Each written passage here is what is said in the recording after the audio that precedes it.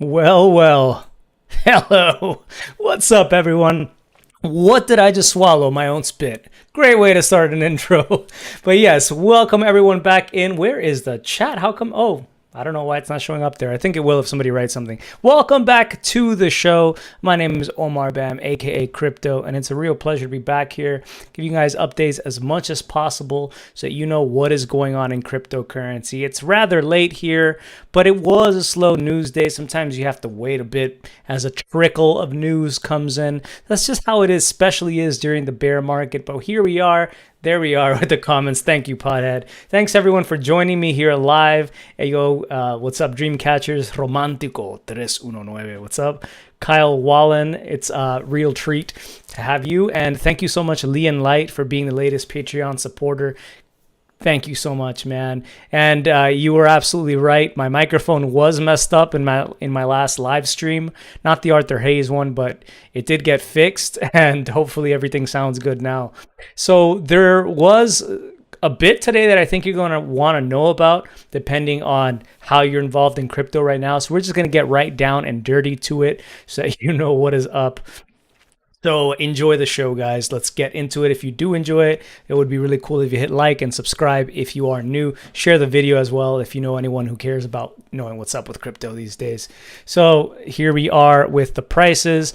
As you can see, Bitcoin is down. So it's a better buying price, right? Generally, you want to buy when things are cheaper. We got a nice discount here. Talk about a Santa rally. Santa's gift was lower prices. Bitcoin down only 1% though at $16,541.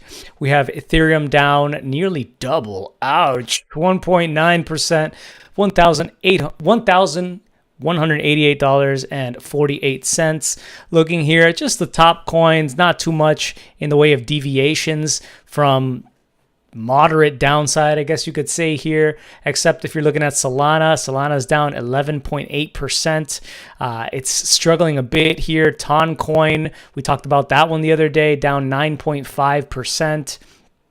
And I think if you're actually just looking at the top 10 coins, you have Dogecoin and Cardano leading the pack to the downside here. Dogecoin down 4.6% and Cardano down 4.6% as well.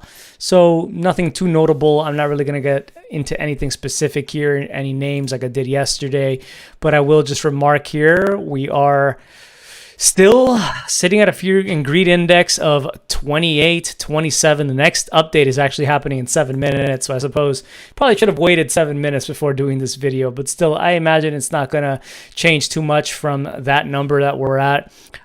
Still not telling us very much. And if we're looking at the prices here for Bitcoin following the charts, bands or everything rather getting rather tight here. Still hard to say whether we're going to be breaking up or down, but likely something is going to be coming very soon. Even if you're looking at the relative strength indicator at the bottom, that is also becoming quite tight. So I think there's going to be a telling period to know directionality for the next few months, really. If we're going to be setting ourselves up for a potential bull market here with crypto, or are we going to set up ourselves for more downside? I think that'll become clear here in probably a week. I think some of the major traders following this on crypto also agree. We're not likely to see big moves here before January or 2023, which we're so close next year. I can't believe it already. But looking at this, I'd imagine if we don't break out like right now after big moves, maybe the next couple of days, what's likely to happen is just some sort of small bounce here before we do settle and this becomes even tighter. But looking at the price today, I imagine Bitcoin really wants to jump here after this drop. But of course, anything can happen. Trade safely. Looking at what could have driven the price to the downside, I don't know. Maybe it was Michael Saylor buying Bitcoin. I doubt it, but still, Michael Saylor and MicroStrategy have continued to add to MicroStrategy's treasury here. Wow, they accrued 2,500 more Bitcoin. It says here as of December 27th, yesterday, MicroStrategy holds 132,500 Bitcoin acquired for $4.03 billion at an average price of $30,397 per Bitcoin. So as you can see, still pretty much at a loss looking at the average buy-ins here for how they've accrued their Bitcoin.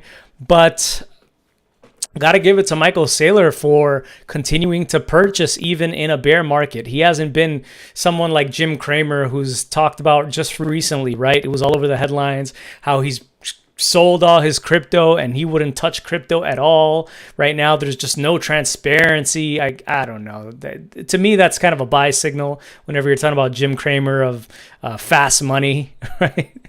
I guess crypto is not. It's funny that they have a show called Fast Money, but it took so long for them to jump onto what created the fastest money, which was jumping on the cryptocurrency hype early. Instead, they jumped on late, and they've pretty much directed viewers in the wrong direction every single time.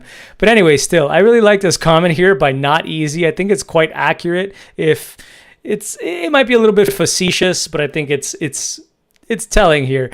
This guy gonna live long enough to either be the Chad genius hero, speaking about Michael Saylor, or become a masterclass at clownery.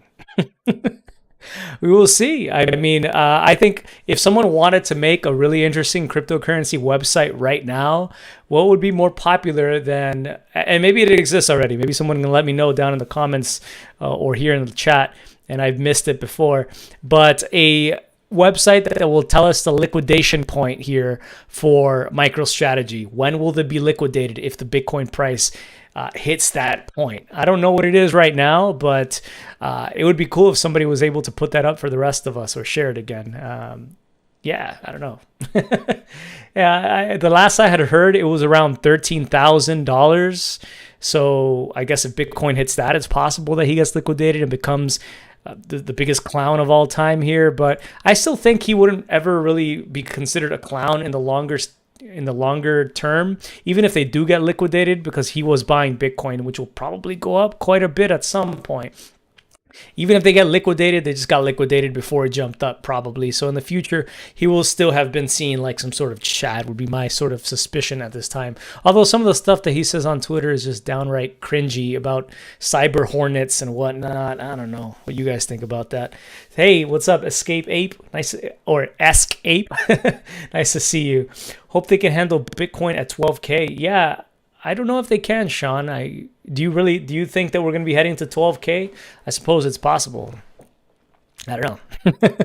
Binance has been warning about the 3 commas API leak. This first started coming out that 3 commas had some sort of leak back in October. The CEO of Binance has said that he's reasonably sure, CZ, that there were widespread API leaks. You could have plugged Binance, you could have plugged in on a KuCoin or some other exchanges and gotten the API over to 3 commas and had that manage your trades for you.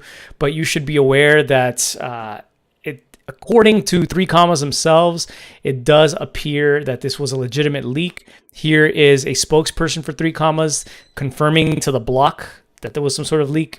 I strongly believe tier 10K is correct here. He had written on Twitter in response to a user talking about an API leak that had been published. If you have ever put an API key in 3 commas from any exchange, please disable it immediately. So a little bit of a security disclosure there. If you did use 3 commas, maybe you haven't been keeping up with the news, you should definitely reset your API keys from whatever exchange was plugged into 3 commas. If you don't want to lose funds or have some suspicious stuff going on here. Apparently it was not an inside trade, but they still don't understand what really happened technically to cause these leaks, but just be careful, guys.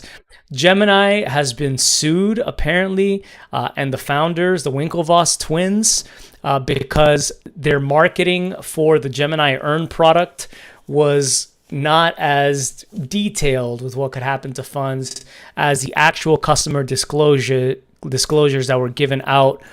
Apparently, this is a proposed class action lawsuit that's been filed in Manhattan. Gemini customers claimed, according here to beincrypto.com, that Earn product's slick marketing pitch minimized risks clearly outlined in Gemini's customer agreement. People could earn up to 8% on crypto deposits. But there was an issue recently, as you know, FTX, Alameda, the Death Star. When Alameda went down, they caused some contagion across crypto, and one of those that was affected was Genesis. So Genesis was the company that provided the Earn product to Gemini. They basically managed that. So when Alameda went down, Genesis had to stop their products, and that meant that Gemini had to pause withdrawals and deposits and so on that platform. So currently they have about $1 billion worth of customer deposits, according to this, that are now frozen on Gemini Earn. I don't know how you could have still had funds on Gemini Earn. I know I mentioned it here, like, be careful after everything that's been going on. Get your funds out of any one of these places that are still offering yield after what happened with Voyager, after what happened with Celsius. It just seemed like, who's going to, and BlockFi, like, who's going to be next?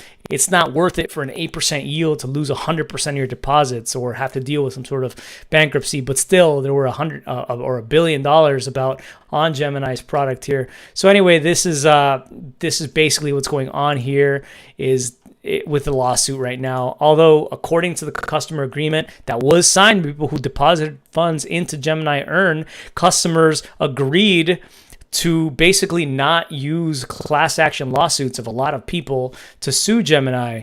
They waived their rights to class action litigation by using Earn product and agreeing to that customer agreement. You and Gemini agree to arbitrate solely on an individual basis and agree and understand that this authorization agreement does not permit class action or private attorney general litigation or arbitration of any claims brought as a plaintiff or class member in any class or representative arbitration proceeding or litigation. Anyway, if there is actual fraud that's found here in the court, that could possibly be waiving this. And so it still might be worth going forward with this. At least that's what I think those who are suing are thinking here. So I don't know if this is going to go anywhere, but it very well could. And apparently there hasn't been an update from Gemini since December 20th. It's now December 28th in regards to the frozen funds. So I think people are just getting a little bit nervous. They're becoming a little bit more concerned here, naturally so. And that's why you're seeing this kind of situation pop up. Apparently there was even a Telegram group that discussed the possibility of bringing a class action lawsuit against Gemini. And it's unsure if that group is related to this current lawsuit that's going on right now. Anyway, Sam Bankman-Fried is about, according to court documents, about to enter a plea on January 3rd. He's going to apparently appear before U.S. District Judge Lewis Kaplan. We talked about how there was a new judge just yesterday after the last judge. The husband of the judge was working for a law firm that had advised FTX previously, and so that judge had withdrawn from this case. So the new judge, Kaplan, is expected to have the 30-year-old Mr. Bankman-Fried before him on January 3rd to plea, possibly, innocent, guilty, whatever that's going to be, for 2 counts of wire fraud that he's been charged and 6 counts of conspiracy, including to launder money and commit campaign finance violations. According to Reuters here, he could spend decades in prison. Right. Right. He's going to be spending... Oh, man, I almost laugh now, right? The guy has not put a... apparently, it's normal, right? When you get a bond for prison to put up like 5, 10%, 15% of that bond has to be paid up front. He had one of the biggest bonds of all time. He was let out on a $250 million bond. The guy said he had $100,000 left in his bank account. Like, that means anything, right? In crypto, like, who has money in their bank account if they have crypto? Especially somebody like this. Like, what a joke, right? But anyway, it would have been something like $32.5 million he would have had to put up if it had been some, like, 10%, I think it is, or whatever. No, my math is off there. You guys can do the math. But anyway, it's somewhere around that ballpark of the $250 million bond. Instead, he put up nothing. Just an absolute farce, this whole thing. But at least he's been arrested, right? Anyway, we'll see if he pleads. I have a feeling he's not going to plead guilty, despite his co-conspirators, Gary Wang and Caroline Ellison of Alameda, having pleaded guilty. I think it'll be interesting to see how he pleads, but I doubt he's going to plead guilty on January 3rd. But that is the next important date, I think, to be following for the beleaguered Sam Bankman-Fried, who has fallen from grace, our poor angel. So China it's come out, according to Sina here, a publication, news in China, that China is getting ready to launch their digital asset trading platform. This isn't for cryptocurrencies, at least not if you consider NFTs to be something else. But this is going to be for NFTs, or what they're calling digital collectibles. Apparently, China doesn't like to call them NFTs. They call them digital collectibles. And this is going to be launched in partnership with 3 different entities in China. It's going to be built by China Digital Asset. It's going to be called the China Digital Asset Trading Platform. It's going to be jointly built by China Technology Exchange, China Cultural Relics Exchange Center, and a private company called Huaban Digital Copyright Service Center Co. Ltd. This is apparently not completely ready. There are still different rules that are getting set up, specific trading commodities and trading rules that are still under study and discussion, though this is expected to come out again on January. Was it January? Did I say January 3rd? I meant January 1st, 2023. There's going to be a launch ceremony held in Beijing for this. And I don't know, it's going to be for trading of digital assets. But of course, it's going to be on a private blockchain. It's going to be using something called the China Cultural Security Chain. So if you think this is going to be done on Solana or Ethereum, sadly, that is not going to be the case. And this is going to be the only sanctionable trading place for NFTs in China, which is, of course, I think disappointing if you would want to see growing volumes outside of China for truly decentralized public blockchains. But at least China is recognizing for their citizens that this is somewhat important It says here that it is not difficult to see from the China Cultural Heritage Chain designed for the platform this time, the China Cultural Relics Exchange Center, the sponsor, that this trading platform will carry out related businesses around the national cultural digitization strategy and will use blockchain and NFT as underlying technological support to innovate, drive the development of cultural undertakings and cultural industries, and help the digital development and multi-scenario application of the cultural and museum industry. I think this is interesting here. Of course, this is being translated. I don't speak Chinese, but this is being translated to English, and I wonder if this is correct here, this kind of translation. Cultural undertakings, China trying to manage the culture by using NFTs. I wonder if they'll be purposefully influencing which NFTs are popular or which ones are driven up in price in order to push certain cultural undertakings or certain things they want to push to the culture on their behalf.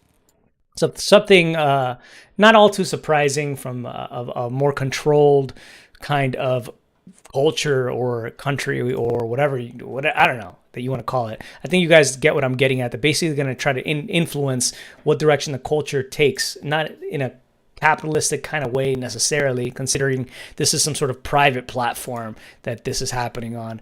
But this is following, as it says here on Cointelegraph.com, a court that was issued, the Shanghai People's Court issued a document in May that stated that Bitcoin is similarly subject to property rights laws and regulations.